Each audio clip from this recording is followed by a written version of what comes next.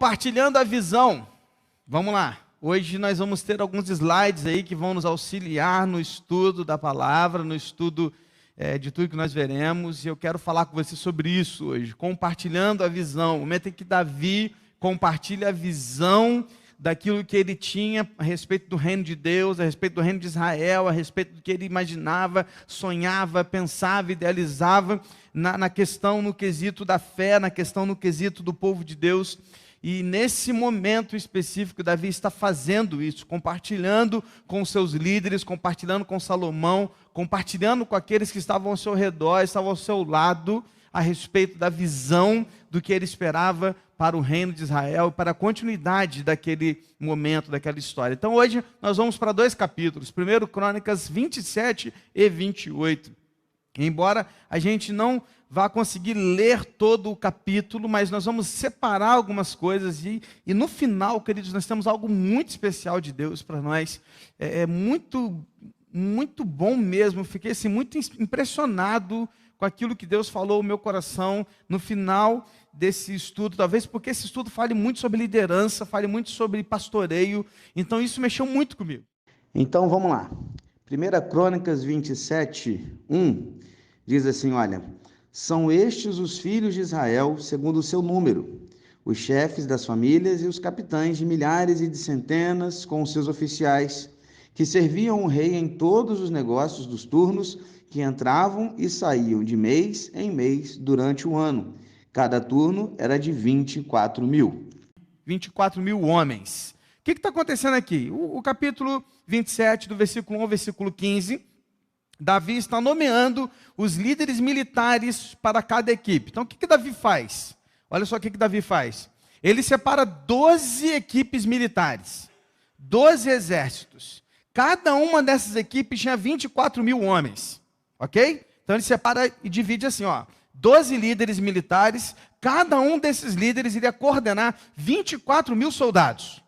E o que ele pega? Ele pega cada um desses e vai colocando, equipe 1 vai ficar em janeiro, equipe 2 vai ficar em fevereiro, equipe 3 em março, e assim sucessivamente até o último mês do ano. Claro que eu estou usando os meses que a gente conhece, tá? Então a gente divide esse ano dessa forma. Então Davi, o que ele fez? Ele pegou o exército dele, dividiu em 12, e colocou na responsabilidade de escala, cada mês, a proteção do reino de Israel. Por que Davi faz isso? Primeiro, para que Salomão pudesse construir tranquilamente, ele não podia estar pensando em guerras. Ou ele colocava toda a sua ênfase na guerra, ou ele colocava toda a sua ênfase na construção. Ou ele dedicava todos os recursos na guerra, ou ele colocava os recursos na construção. Ele não tinha como fazer as duas coisas ao mesmo tempo.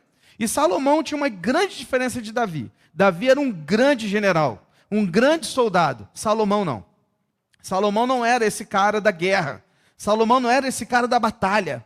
Então o que Davi pensa? Davi olha para aquela situação e quando ele começa a compartilhar a visão para aquilo que ia continuar depois dele, ele já pensa nisso. Ele fala, cara, Salomão, meu filho, não tem essa habilidade bélica.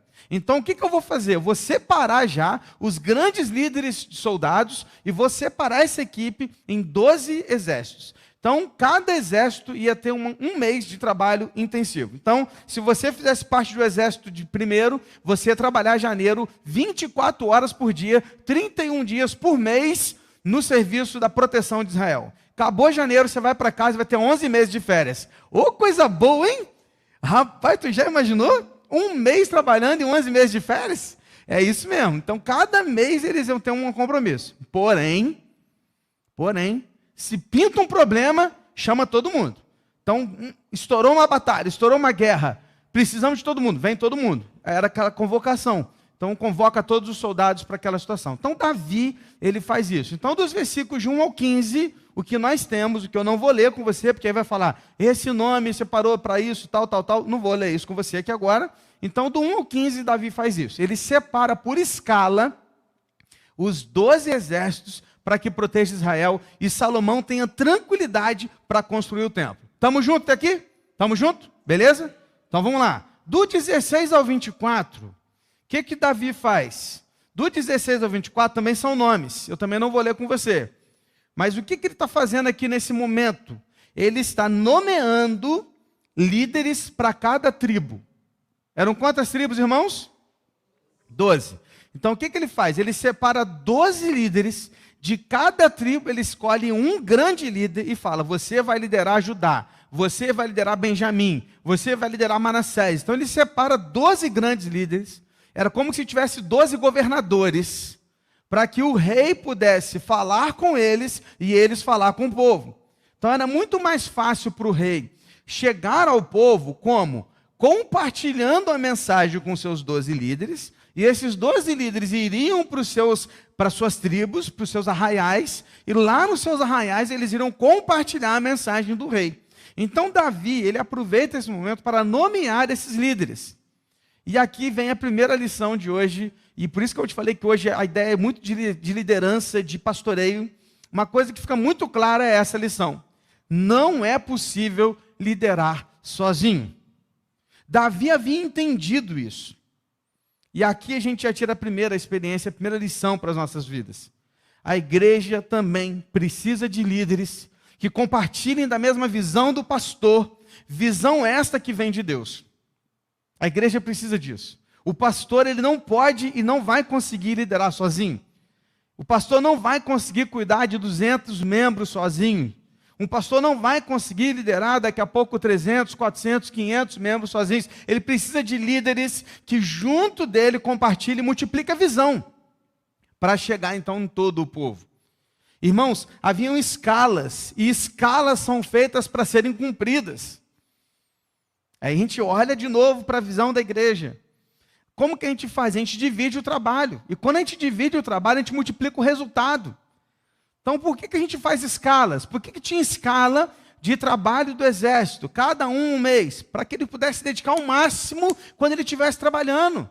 Então, quando nós temos também as escalas, as quais a gente faz parte na igreja, por exemplo, quando você está na escala, cara, tu tem que vir para dar um máximo, cara. Você tem que vir com vontade máxima de você só sair daqui, depois que a última tarefa tiver concluída, ser o primeiro a chegar e fazer tudo que você puder para que aquela missão seja cumprida. É assim que a gente faz. Porque não adianta o pastor estar com a visão, não adianta o líder estar com a visão, se aqueles que estão escalados estão aí meio que viajando na maionese, sabe? Meio barro, meio tijolo e tal. Faz de qualquer jeito. Não dá. Não dá. Já imaginou se um daquele exército dos 12 meses vir e falar assim, hoje nós vamos ficar aqui dormindo, não vamos proteger nada não, está tudo tranquilo, vamos descansar. E entrasse uma guerra e atrapalhasse a construção do templo. Então, queridos, quando eu olho para essa situação, se queremos ser uma igreja bíblica que multiplica discípulos, precisamos nos preparar para isso. Irmãos, nada cai do céu. É Deus quem dá, mas Ele capacita primeiro. Para isso, nós precisamos de líderes que possam caminhar juntos com a mesma visão. O que Davi fazia? Ele compartilhava a visão com os 12, e os 12 compartilhavam com todos, e ia por aí. É assim que deve ser também na igreja de Cristo. Faz sentido, irmãos? Amém? Então a gente precisa disso. Como que foi, nesse domingo? Uma correria danada, pastor ficou sabendo da situação na hora do culto da manhã. Não tinha tempo hábil para nada. Mandei mensagem para a diretoria e falei, cara, resolve, não tem como fazer nada. E eles correram atrás, resolveram, deu uma correria danada, né? Um que não pôde, tal, de repente tudo funcionou. Por quê? Porque a gente tinha pessoas dispostas a dar o melhor naquela situação. É isso. Precisamos disso. Precisamos estar prontos para fazer o nosso melhor no tempo que a gente estiver ali fazendo para a glória de Deus. Dos versículos 25 a 31, eu também não vou ler esse versículo, porque falam também de nomes e mais nomes, mas eles falam daqueles que seriam administradores dos bens do rei Davi. Então Davi tinha muitos bens, tinha fazendas, tinham bois, tinham casas, palácio. Então o que Davi fez? Ele separou vários administradores para que pudessem cuidar dos seus bens. Por quê? Porque perceba que no reino de Deus, na igreja de Cristo, há missão para todos. Se você é bom em números, você vai ser um administrador de bens. Se você é bom em outra coisa, em falar, você vai ser um pregador, você vai ser um professor, alguém que ensina. Se você é bom numa técnica específica de um som, de uma televisão, você vai trabalhar naquela área. Ou seja, tem vaga para todo mundo. desde que você esteja disposto a trabalhar para o reino de Deus. Então, dos 25 ao 31, Davi separou os administradores que iriam cuidar dos seus bens depois que ele morresse. Claro que os bens seriam de toda a família, né? Salomão iria dar continuidade a isso também. E por fim, vem para mim agora nos versículos 32 a 34, que diz assim: Jonatas, tio de Davi, era do conselho, homem sábio e escriba. Jeiel, filho de Raquimone, cuidava dos filhos do rei. Aitofel era do conselho do rei. Husai, o arquita, era amigo do rei. E a Aitofel sucederam Joiada, filho de Benaia, e Abiatar. E Joabe era comandante do exército do rei. Para tudo, irmãos, porque isso aqui é um texto que a gente pode passar por ele e não perceber o valor desse texto. Mas aqui nesses versículos de 32 e 34, a gente tem algo muito importante. Sabe o que tem aqui? O que está relatado, os conselheiros, os mentores, os ajudadores, os pares do rei. Todo líder precisa de um grupo íntimo de pessoas para aconselhá-lo. Alguém que possa olhar nos seus olhos e diga: você precisa mudar isso, você precisa pensar nisso, você precisa trabalhar isso, você está errando nisso. Todo líder precisa de pessoas assim. E aqui nesses versículos estão relatados homens dos quais eram conselheiros e mentores de Davi. Jonatas, tio de Davi, que não é o Jonatas, filho de Saul, não confunda, tá? É o outro Jonatas. Esse Jonatas aqui, ele era um homem sábio e conselheiro de Davi, um ancião, alguém que tinha mais moral, que tinha autoridade para falar a Davi. Jeiel era um tutor para a família, para os filhos do rei, então era alguém que cuidava dos filhos do rei. Aitofel era um amigo de confiança e conselheiro de Davi, porém, Aitofel, ele se juntou a Absalão naquela rebelião contra Davi, por isso ele depois se suicidou, quando Absalão rejeitou o seu conselho. Então, Aitofel ele é tirado. Por isso que tem um substituto aí. Na verdade, 2 substitutos, você percebeu, que é Joiada e Abiatar. Eles ambos substituíram este homem no conselho de Davi. Husai era um homem também que aconselhou Absalão e levou a derrota do exército rebelde. Então, ele estava com Davi. E apesar de todos eles aqui serem muito próximos a Davi, havia um que não era tão próximo, que era Joabe. Mas era necessário. Joabe era um cara que era confiante, era alguém de confiança do rei com relação ao seu exército. E embora ele não tinha pensamentos iguais a Davi, porque vez de outra eles estavam batendo um contra o outro no sentido de pensar diferente, mas a gente também precisa de pessoas que pensam diferente de nós, mas que estejam na mesma visão. Porque se a gente não pensar diferente em alguns momentos, a gente não cresce. E esse homem, Joabe, ele pensava diferente de Davi em alguns momentos, mas ele era alguém de confiança. E Davi o tinha também no seu círculo mais próximo, mais íntimo, que o ajudava e o aconselhava. Segunda lição, queridos, é essa que já está aparecendo para você aí. Líderes precisam de conselheiros, mentoria e cuidado. Eu queria que você pensasse muito sobre isso agora. Sabe, queridos, um grande desafio para um pastor é ter ao seu lado pessoas verdadeiras, que o amem de verdade e estejam dispostos a aconselhá-lo com a palavra de Deus. Às vezes a igreja não entende, parte da igreja, não é igreja não, parte da igreja tem ciúmes, porque às vezes o pastor está mais ligado a um grupo, a algumas pessoas, e está mais próximo a algumas pessoas, e algumas pessoas têm ciúmes disso. Mas por que às vezes acontece isso? Porque essas pessoas se aproximam mais. E elas estão ali servindo e querendo fazer, e por elas estarem cada vez mais próximas, elas serão muito vistas com o líder. Mas não é que elas estão ali querendo ser vistas, mas elas estão querendo ajudar, aconselhar, estar próximo. E queridos, nós como pastores precisamos de um círculo de amigos, de pessoas do lado que possam acompanhar, ajudar, cuidar. Líderes precisam de mentoria, de cuidado, líderes precisam de conselheiros. Como pastores, nós precisamos de pessoas que nos aconselhem.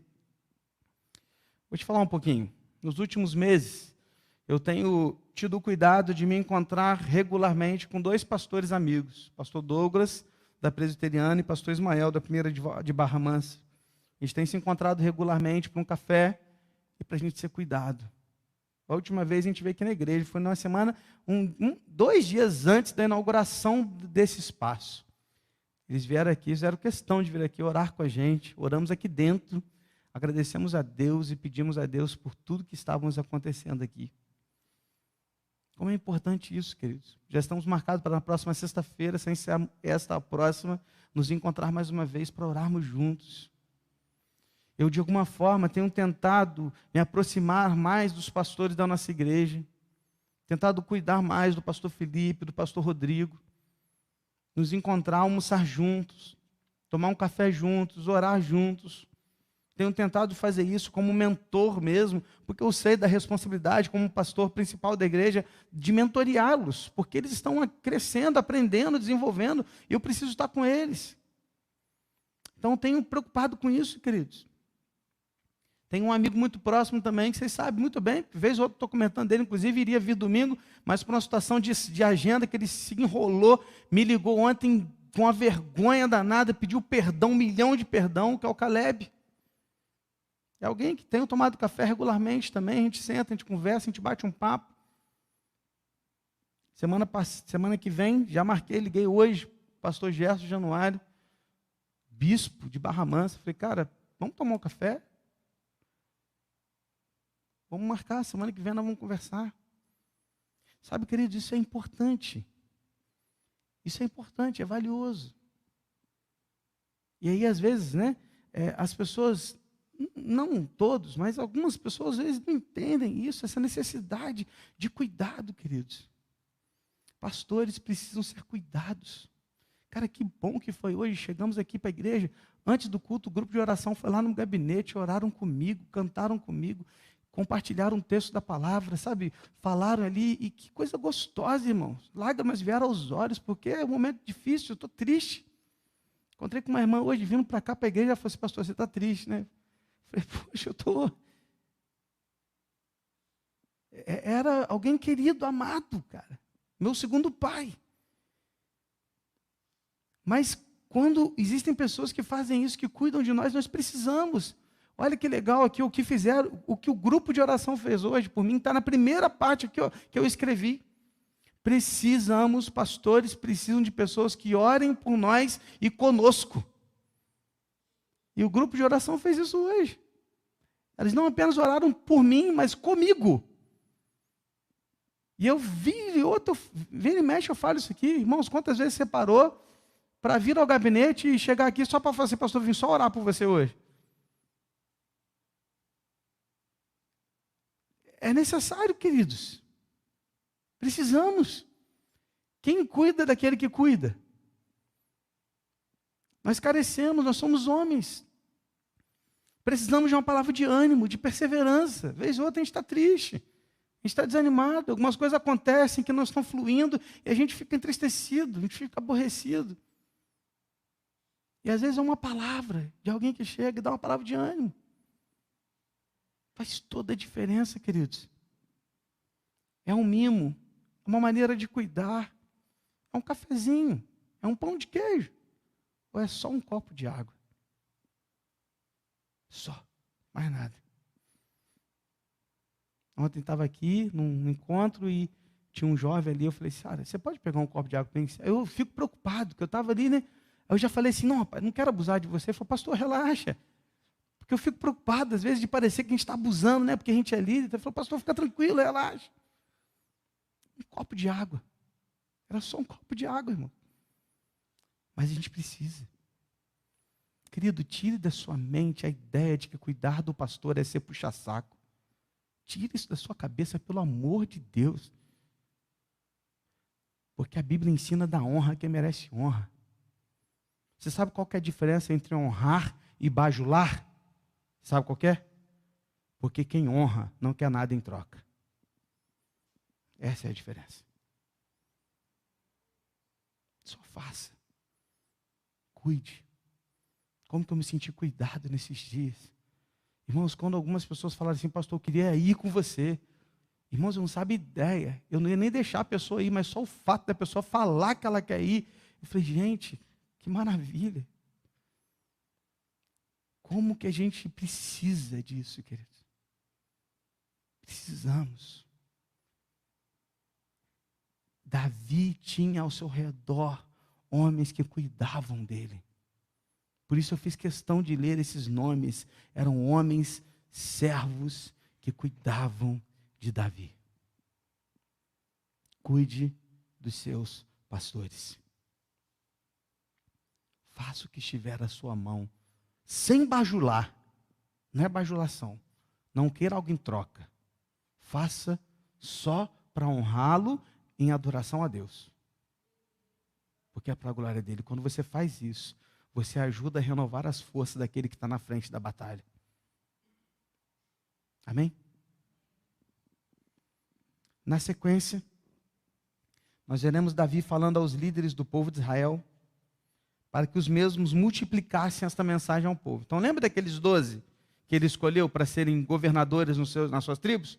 Ele os chamou, ele os convidou, e ele fez assim, 28, de 1 a 8. Leia comigo aí, acompanhe comigo. Davi convocou para Jerusalém todos os chefes de Israel e os chefes das tribos, os capitães dos turnos que serviam o rei, os capitães de 1000 e os de 100, os administradores de todos os bens, os rebanhos do rei e dos seus filhos, bem como os oficiais, os poderosos e todos os guerreiros valentes.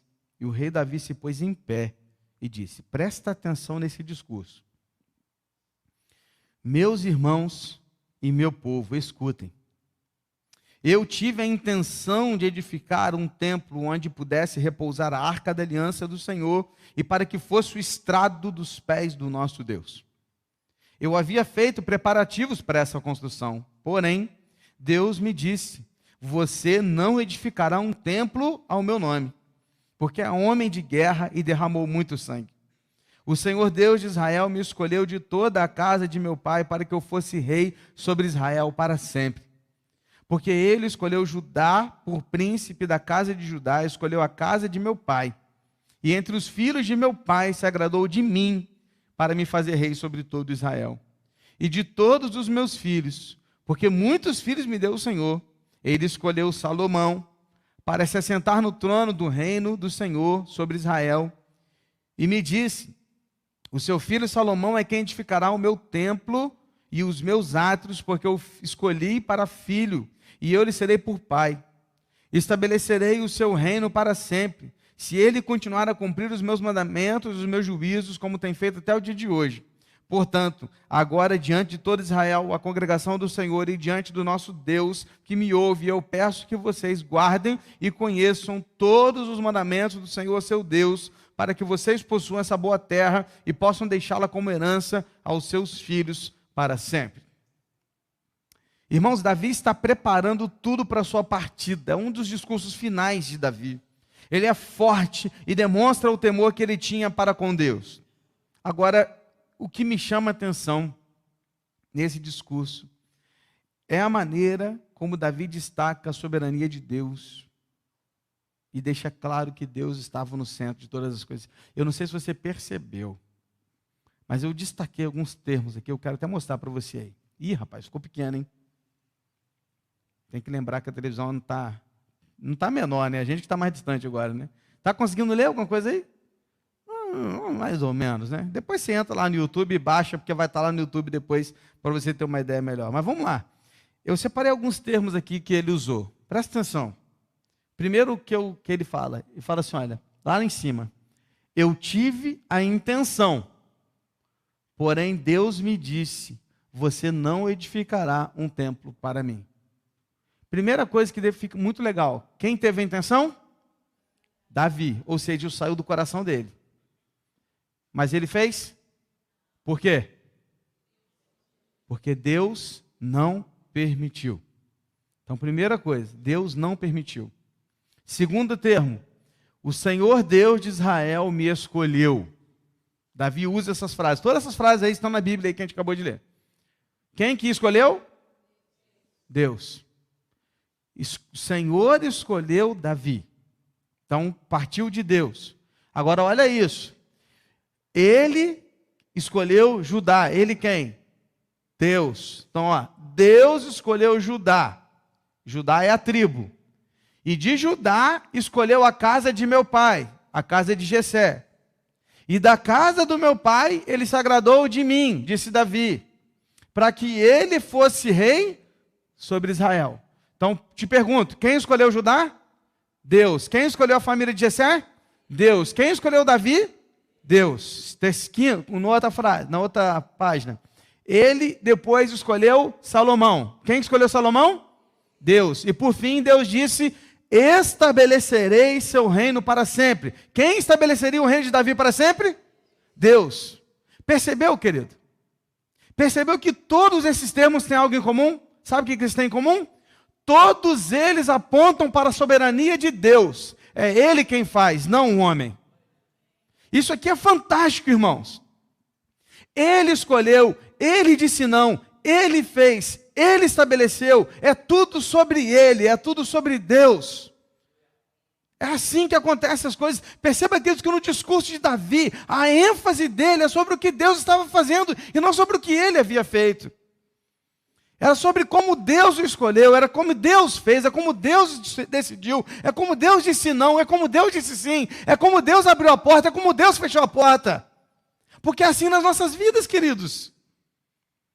Se trata daquilo que Deus faz. Não é a sua escolha, é a escolha de Deus. Por isso a lição posterior é essa. Vai aparecer aí, ó, o sim e o não, o princípio e o fim vem de Deus. É Ele quem faz, não o homem. É Ele que fecha as portas. Lá no velório do meu avô, eu usei uma frase que ele usou quando a minha avó havia falecido há uns 13 anos atrás. E a frase que ele usou é a mesma que Jó usou. E naquele dia, em frente ao hospital, meu avô estava conosco, naquele momento, chorando a perda da minha avó, que esta sim foi uma perda assim, de repente. E ele olhou para a gente, ele consolou a gente, dizendo assim: Deus deu, Deus tirou. Louvado seja o nome do Senhor. Foi a mesma frase que eu usei no velório dele. Deus deu, Deus tirou. Louvado seja o nome do Senhor. Sabe por quê? Porque o sim e o não, o princípio e o fim vem de Deus. Ele escolhe, Ele determina, Ele faz, Ele estabelece. É Deus, não nós. Líderes precisam saber que não é sobre a sua força, mas é pela decisão de Deus. Não se trata do pastor Alisson, queridos. Líderes vão e vêm, líderes passam, mas a palavra do Senhor permanece para sempre. Não é sobre nós, é sobre Deus. A construção desse templo não é sobre a IBB, é sobre Deus. A extensão dele para trás não será para a glória do pastor Alisson, será para a glória de Deus. Não é sobre nós, é sobre Deus, queridos. É por isso que Deus abençoa, é porque Ele faz. Você crê nisso? Agora Davi olha para Salomão, e aqui, meu irmão, aqui, que foi um momento assim que, como que Deus falou comigo, a respeito de um processo de condução, de liderança, de discipulado que a gente precisa ter. Presta atenção, versículos 9 e 10. A gente vai terminar aqui hoje. Eu não vou nem continuar.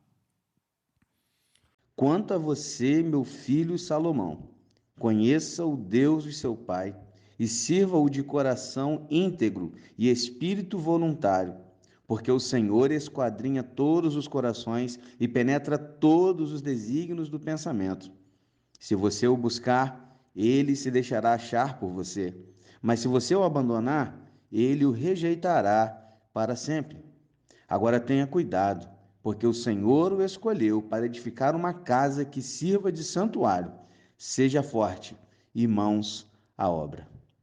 Irmãos, tem tantos ensinamentos aqui nestes 2 versículos. Nós podemos extrair um processo de Deus aqui para as nossas vidas. A partir de um relacionamento de Davi e Salomão, um processo de compartilhar a visão, de passar o bastão de continuar, de fazer discípulos, de fazer novos líderes, de cuidar de pessoas. E há 5 passos aqui, nesses 2 versículos.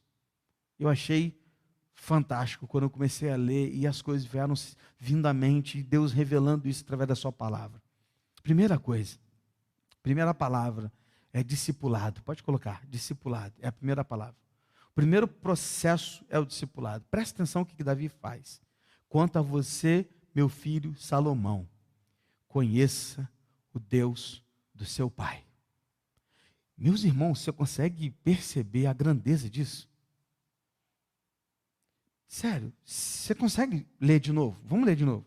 Quanto a você, meu filho Salomão, conheça o Deus de seu pai.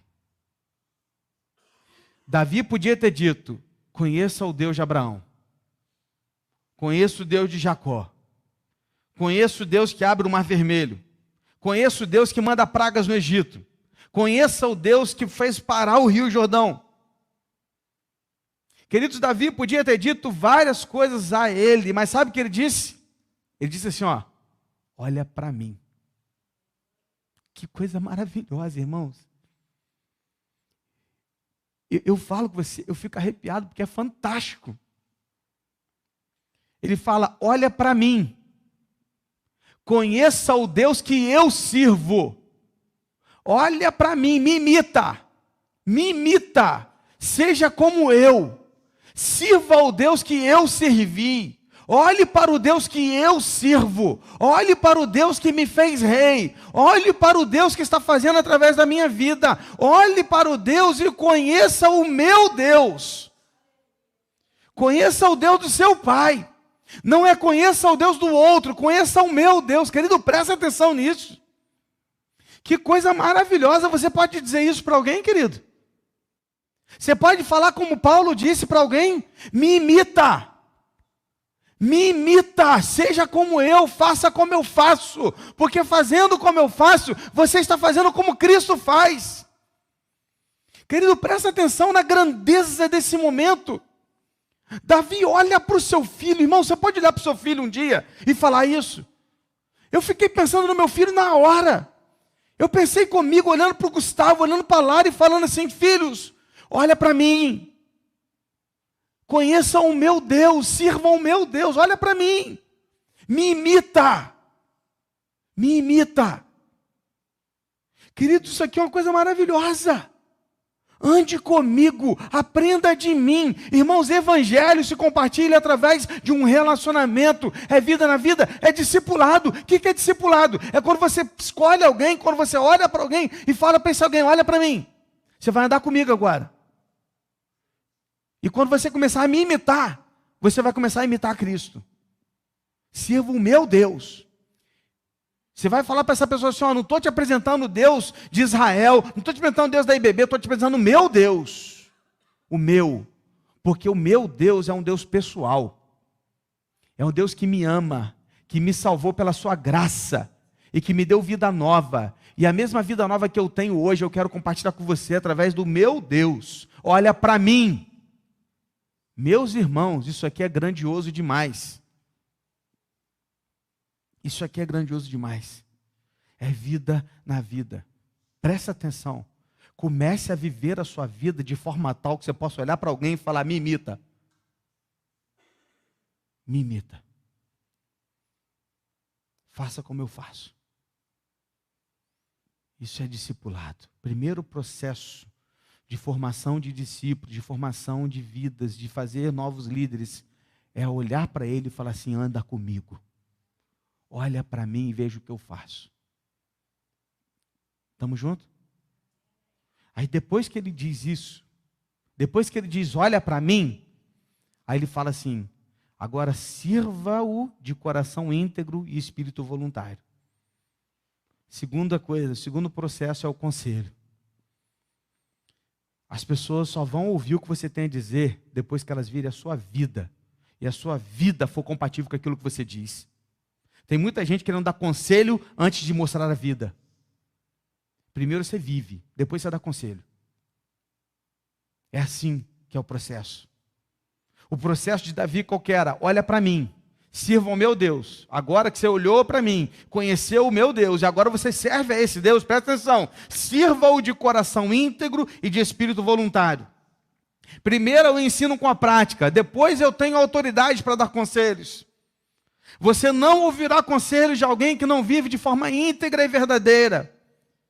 Primeiro eu mostro com a vida, depois eu falo e aconselho com palavras. Só que tem muita gente invertendo. Tem muita gente aconselhando, mas não vivendo. Para que você possa aconselhar, primeiro você tem que viver. Primeiro é vida, depois é conselho. Olha isso, irmãos, olha o processo. Olha a sequência do processo. Pensa na sua família, pensa nos seus filhos. Pensa em quem você lidera, pensa em quem caminha com você, pensa no seu ministério, pensa no seu pequeno grupo, pensa nisso, presta atenção. Presta atenção, você vai olhar para eles, eles vão precisar olhar para você e ver na sua vida a prática de uma vida cristã. Depois que eles olharem para você e verem uma vida de prática cristã, você pode aconselhá-los. Agora você aconselha o seu filho.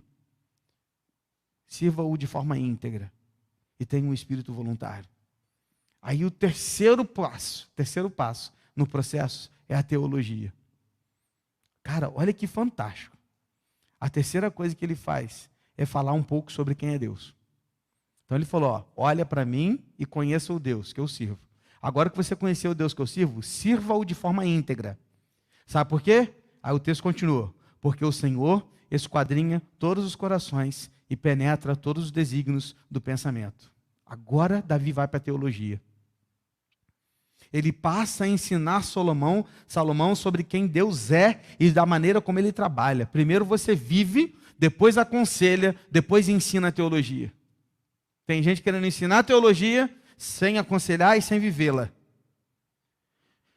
Como que eu vou ensinar algo sobre Deus a quem eu não me relaciono, com quem eu não me relaciono e a quem eu não sirvo com integridade?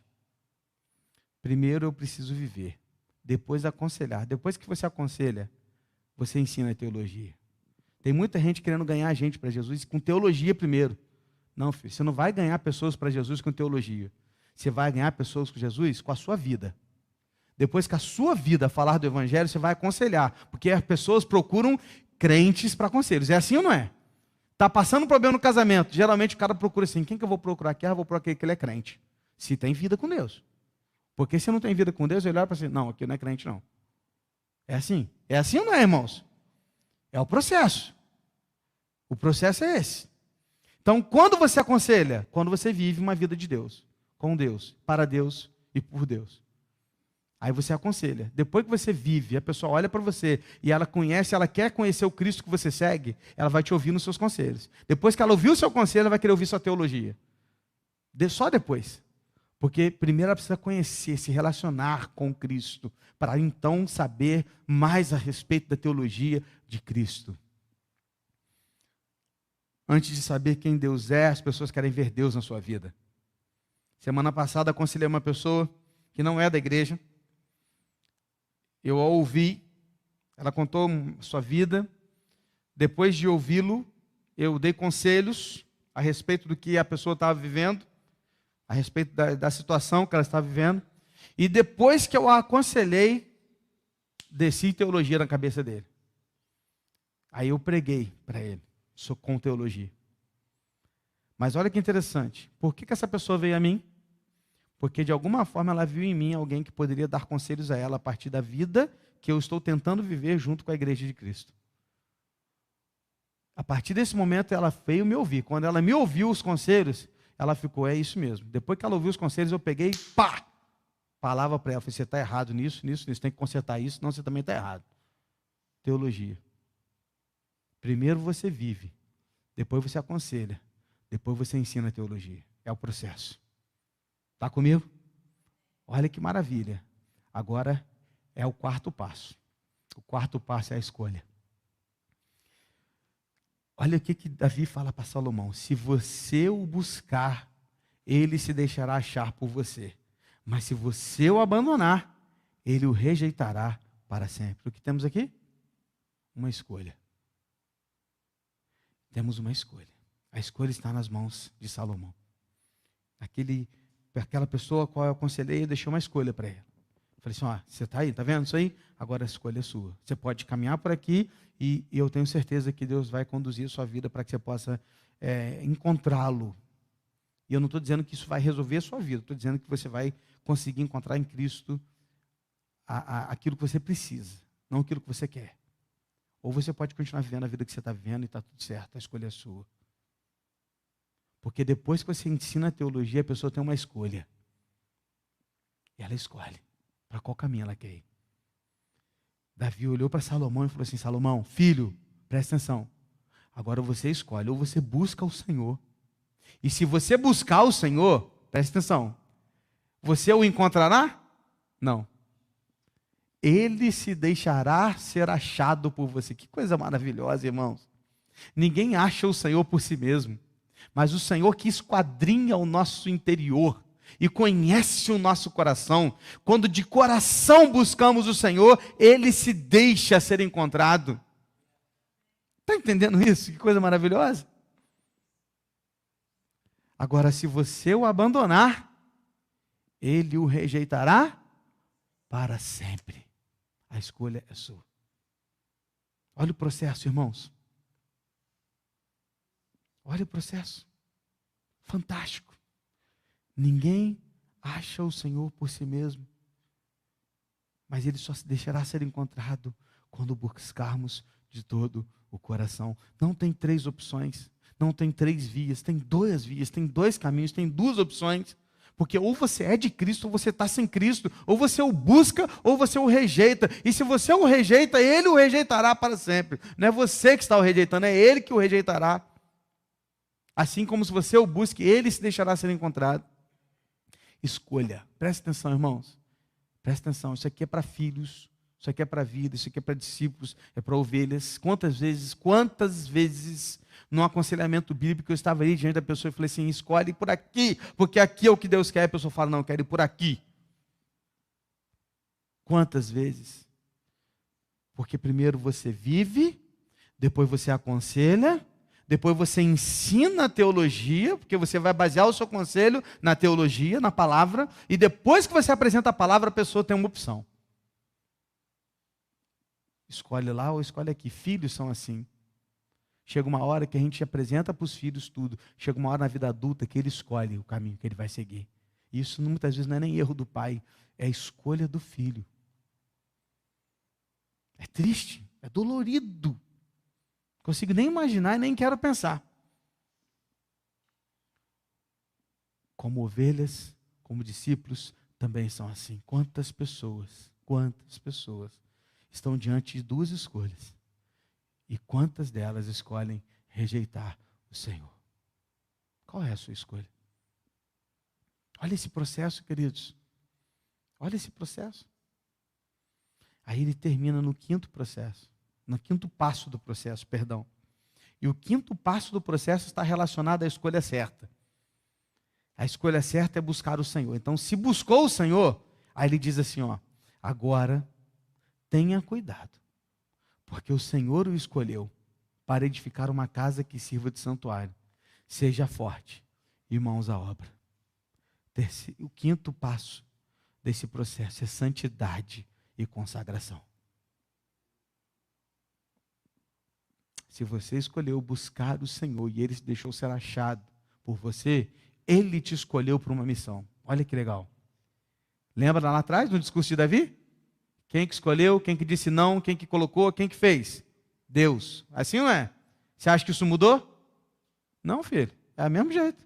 É Ele que te escolhe, é Ele que te coloca, é Ele que te põe, é Ele que te chama, é Ele que te manda, é Ele que te envia, é Ele quem faz. É Ele que te escolhe.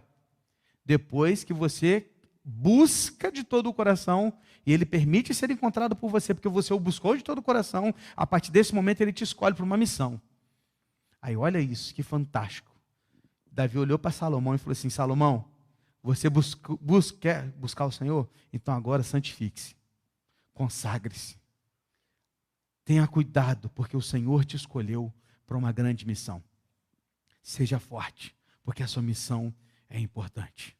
Quando assumimos uma missão no reino de Deus, devemos nos santificar, nos consagrar, porque a missão é árdua, mas vale a pena. Amém, queridos? Que processo. Esse processo aqui para você levar para os seus filhos, levar para sua família, levar para sua casa, levar para o seu ministério, levar para os irmãos que você acompanha, para o novo convertido que você está do lado. É para isso aqui, é esse processo para você. Eu vou repetir aqui e vai aparecer um outro slide aí agora que vai aparecer um pouco melhor, pequenininho também, de novo. Mas você vai entender. Ó, qual que é o processo? Primeiro, eu faço e sou exemplo. Primeira coisa, olha para mim.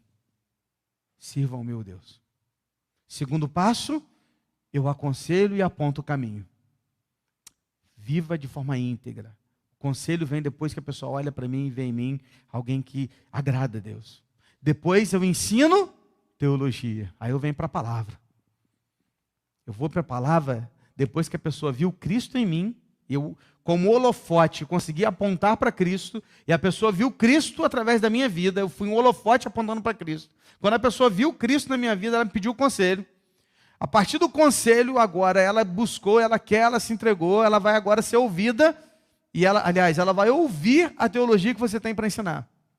Sabe por que eu estou te ensinando isso? Ó, baseado aqui, porque Deus está dizendo isso aqui na palavra dele. Pegou? Pegou. Aí é o quarto passo. O quarto passo tem a ver com a pessoa. Porque diante disso, o outro tem uma escolha a fazer. Buscar o Senhor ou abandoná-lo. A escolha é da pessoa, não é você. Eu por muitas vezes choro e dói no coração quando eu vejo pessoas escolhendo o caminho errado, mesmo depois de ter ouvido da minha boca, não de mim, mas da palavra, qual era o caminho certo. Dói. Mas eu não posso fazer nada por aquele que quer escolher o caminho errado. A escolha é dessa pessoa. Então ela escolhe. Nesse processo, se ela escolher buscar o Senhor, tem o quinto passo. E o quinto passo é, tendo escolhido buscar o Senhor, viva de forma coerente, porque a missão é árdua. Porque tem outra coisa também. Tem gente que fala assim, eu quero buscar o Senhor, mas continua vivendo uma vida de quem nunca buscou. Então não adiantou nada. Você quer buscar o Senhor? Viva de forma coerente. Viva de forma coerente. Sirva-o de todo o coração, em santidade, consagra a sua vida, porque a sua missão é árdua. Então seja forte, porque você tem uma missão para cumprir. Consagre a sua vida ao Senhor. Em qual parte do processo você está? Quem é você nesse caminho? Ou melhor, você está nesse caminho? Qual é o seu lugar nesse processo de 5 passos? Feche seus olhos, querido. Coloque a sua vida diante do Senhor. Coloque a sua vida, querido, diante do Pai nesse momento. E pergunte-se a si mesmo. Onde você está nesse processo? Pergunte-se a si mesmo. Você pode dizer para alguém, ei, olha para mim. Me imita. Seus filhos podem olhar para você e te imitar? Seu sobrinho, seu neto pode olhar para você e te imitar? Olha para mim, você pode olhar isso, você pode falar isso para alguém, querido? Você está sendo exemplo onde você está inserido. Você está vivendo a vida de Cristo no seu trabalho, na sua casa, na sua família, na sua vizinhança, no seu estudo, na sua escola, na sua faculdade, na igreja, no seu pequeno grupo. Você está sendo o imitador de Cristo, querido. Querido, você pode dizer como Davi, como Paulo disse também, me imita. Olha para mim. Depois que olharem para você, você pode aconselhar bons conselhos. Você pode ensinar a respeito da teologia bíblica. Você conhece da palavra para poder basear o seu conselho na palavra. E ao fazer isso, querido, deixa a escolha com a pessoa. Ou talvez você hoje esteja diante dessa escolha. Talvez você veja aqui hoje para estar diante dessa escolha. Você pode buscar o Senhor e Ele vai deixar ser achado por você, porque você vai buscá-lo de todo o seu coração. Talvez você está na igreja até hoje, você está aqui, você frequenta, você senta no banco, você vem, você ouve, você assiste da sua casa, mas até hoje você não busca de todo o coração. Você está vivendo uma religião, não o evangelho. E hoje talvez a pergunta para você seja essa: qual é o seu caminho? Para onde você vai? Você vai buscar o Senhor ou você vai abandoná-lo? Se você escolher buscar o Senhor, querido, consagre-se ao Senhor. Se você hoje entendeu essa palavra e de alguma forma você quer se colocar no meio desse processo para algo na sua vida, coloque-se em pé, quero orar por você. Alguém? Não vou insistir, não vou perguntar mais. Graças a Deus. Tem mais alguém? Graças a Deus, graças a Deus, graças a Deus, graças a Deus. Tem mais alguém? Graças a Deus, graças a Deus, glória a Deus, glória a Deus. Deus abençoe, glória a Deus. Feche seus olhos, vamos orar com o Senhor. Pai, eu quero colocar a vida de todas essas pessoas agora nas tuas mãos, Senhor. Deus, eu quero pedir por elas, eu quero orar com elas, eu quero orar por elas, não por mim, mas pela palavra do Senhor e pelo nome de Jesus. Eu intercedo agora, Deus, por elas, pelo nome de Cristo, o Senhor, o nosso intermediário, aquele que intercede diante do trono do Pai. O sacerdote, o sumo sacerdote, rei e profeta sobre as nossas vidas. Deus, eu quero colocar agora a vida desses irmãos nas tuas mãos, Pai, e aonde quer que eles estejam no processo que hoje aprendemos, esse processo de santificação, esse processo de mudança, esse processo de discipulado, esse processo de crescimento, esse processo talvez esteja ligado à sua família, seja ligado aos seus filhos, talvez esse processo seja assim mesmo, diante dessa escolha que hoje estão tomando uma escolha dizendo, Pai, eu quero te buscar de todo o coração. Eu não sei, mas eles estão em pé porque eles entenderam essa palavra nessa noite de estudo bíblico. E esse estudo está fazendo diferença e fazendo sentido nos seus corações. Então, Pai, em nome de Jesus, eu te peço, fortaleça-os, ajude-os em caminhos para que juntos eles encontrem em Ti as respostas que eles tanto precisam.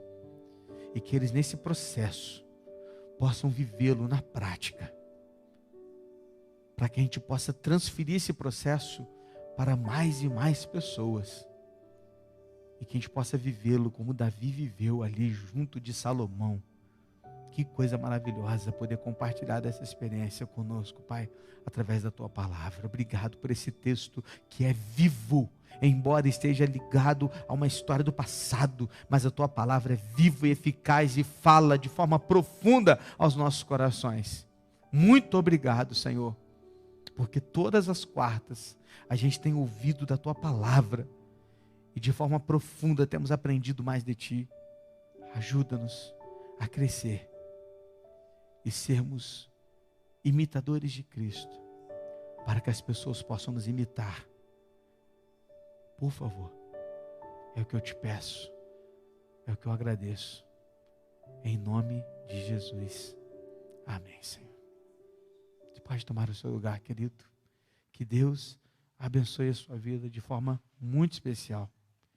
Eu espero mesmo que essa palavra tenha encontrado lugar lá no seu coração. E que ela não volte vazia, porque eu sei que ela não volta, porque ela é a palavra de Deus. E que possa fazer morada e transformação nas nossas vidas. Amém? Lembre-se, cuide dos seus líderes. Cuide dos seus pastores. Faça a sua parte. Honra, não bajulação. Para a glória de Deus.